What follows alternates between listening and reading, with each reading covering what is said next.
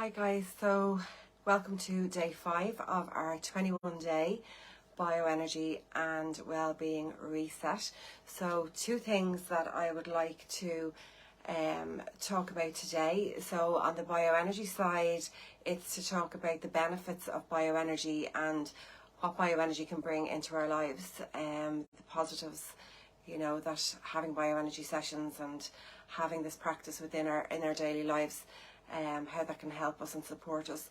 And then on the well-being side of things, I really want to focus on something very dear and close to my heart. It's just around gratitude.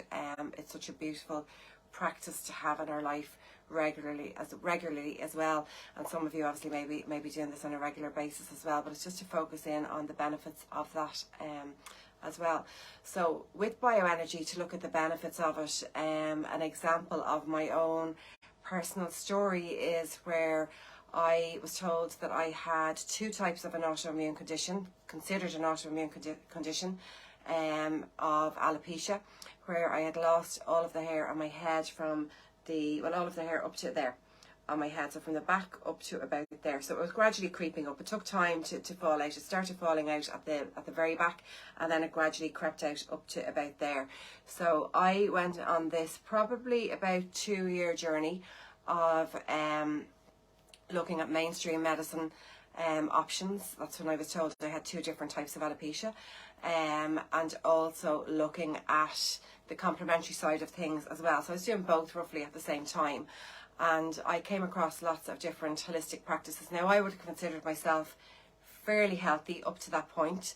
You know, I was aware of balanced nutrition, I was aware of exercise. I wasn't perfect by any means, but I had awareness, and I suppose I would have felt that I was living an optimistic life and a fairly joyful life, you know, and would have had a positive view of challenges and that type of thing in life as well. I was able to bring my mindset around to a more positive thing, and I was quite busy. I was working full time. I was traveling a lot with work. I was studying part-time at the time as well. I loved my social life at the time, and you know, loved to be out and active with other people as well. So I was probably a lot of balls in the air. You know, I was enjoying everything. I suppose that's the way I describe it as well. So I wouldn't have really seen it that I had particularly, you know, difficult life challenges, you know, or my view of it was that I didn't at the time either. So I suppose a few of the things that I came across, as I said, were very supportive to my health and well-being. And I definitely, you know, I remember I lost some weight. I, you know, did really great with exercise routines, that type of thing. But it wasn't until I came across, there was a guy in the west of Ireland in a town in Galway, and my uncles used to bring their animals to this guy up in the town square to look at healing for their animals. And he started to do sessions with people as well, so I went to that. And he was using, this guy at the time was dowsing, so he was using a clothes hanger to assess where there was blockages in the body. And this man said to me, this amazing man said to me at the time, find somebody who does bioenergy in your local area. I was based in Dublin at the time.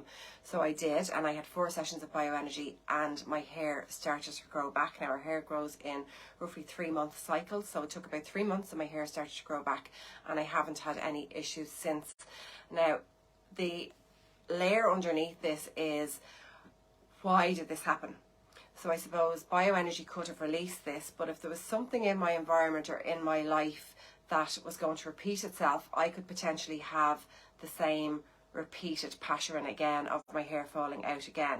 So it was identifying what was going on underneath it was the real magic in it. So I suppose, you know, it's that combined with bioenergy gives us a really robust and thorough and deep practice to be able to do this release work, to get lifelong benefits, to get lifelong changes for ourselves as well. So what I found out is that I had a block in the back of my throat chakra. So we have other chakras as well, but we have 7 main chakras. So coming out, throat chakra coming out in a funnel at the front and coming out in a funnel at the back.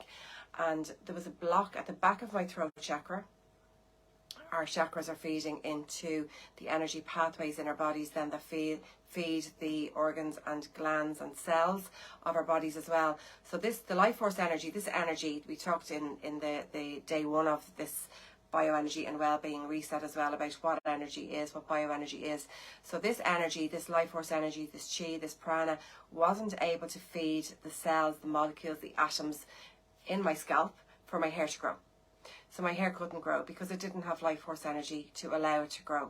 So it was looking at what was holding it back from having that life force energy. And what I found is that I had emotional suppression, that I had suppression of my own voice, of my own truth.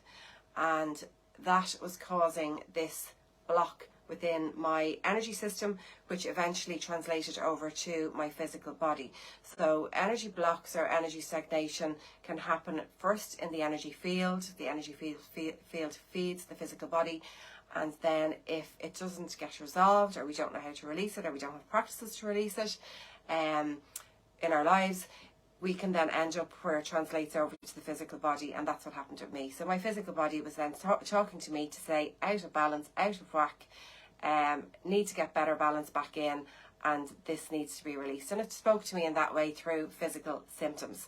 So I also talk about the story where my little boy, who I need to go and collect from school soon, but our little boy, who he always loved water since he was born. He's loved water, still loves water now. But we had an incident where he was in a swimming pool, and there was nothing extraordinary about the time that we spent in the swimming pool. But after that, we were staying in a hotel at the time, and after that we brought him back to the room, tried to give him a bath, and no way would he go into that bath. And I was like, this is a bit odd, he loves water, why won't he go into it? And then we came home, and again, wouldn't go into the bath, absolutely no way.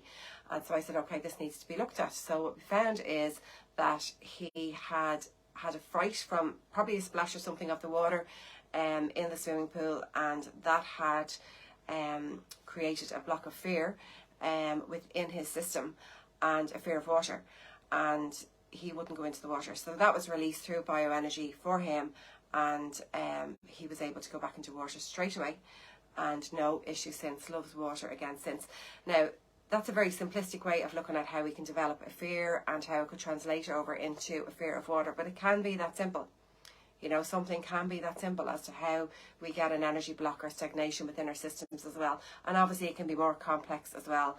There can be layers and different offshoots and branches to things that can happen to us as well that throw our system out of balance. So it's somewhere on that continuum. It could be something really simple that just needs to be released and balance can come back, or it can be there's a few layers to work through to bring balance back as well. But it's just an example to show you, how these blocks can happen for us and can create challenges in our lives, and how bioenergy can support the release of that as well. So these are topics that we cover in our bioenergy diploma course, where our next course starts on the 20th of May. And we're 8 months part-time. We're in live online classes, and we meet in person once during that course as well for a practice day. We also have free 1-hour bioenergy workshops as well at the moment, and I'll pop the links into the comments below if you're interested in exploring those. And to look at our well-being practice for today, so gratitude is such a fast and easy way for us to lift our vibration. So I would do this just even driving around in the car, throughout my day, just switching into an attitude of gratitude. And it can be for small things, it can be for big things. The more we do it, the more we amp up the frequency and the vibration of the gratitude that we are expressing within our physical bodies, and that translates within our energy systems, within our full system, and that translates out into our physical experience in our external world as well. So, if you are feeling like you're in a bit of a funk, or there's obviously, there may be other underlying things that need to be released as well before we can put a shiny plaster of gratitude on it as well. So sometimes if it's, gratitude isn't helping us to feel as lifted, sometimes we need to look a bit deeper at that as well. But if, being mindful and aware of the thoughts that are coming in and out of our minds, and, if I feel like I need to switch the narrative, I need to switch it into a more positive narrative. An easy and quick way to do that is switching into an attitude of gratitude and a gratitude mindset. So it could be, just grateful for the trees that I see around me, grateful for the nature that's around me, grateful that I'm having this day alive and the experience that I'm having with the other people in my life as well, grateful for my family, for my partner, for my child, grateful for my mother, for my sister, for, my niece and nephew, for my brother-in-law, for our wider family, just bringing in everything that I'm grateful for to do with my experience in life. And it doesn't matter what you're grateful for, it can be, as I said, big things or small things. The important thing is bringing in that vibration and that frequency of gratitude into our experience as well.